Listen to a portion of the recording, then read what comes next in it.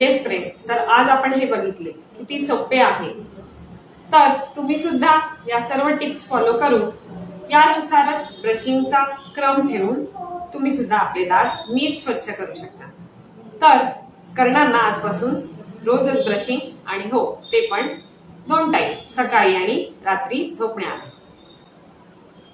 अजून एक सांगायची गोष्ट म्हणजे तुम्ही जर ब्रश करत असाल तर तो संध्याकाळी जेवणानंतर जर लवकर केला आणि तुम्ही जर जास्त वेळ रात्री जागणार असाल तर काही चहा, कॉफी किंवा बिस्किट असं खाण्याची काही जणांना सवय असते, किंवा काही जण दूध पिऊन सुद्धा झोपणे पसंत करतात.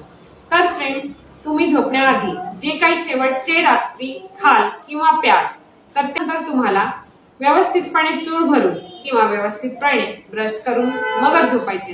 किंवा तुम्ही म्हणाल की मी ब्रश तर केला पण मी झोपताना परत दूध प्यायलो, तर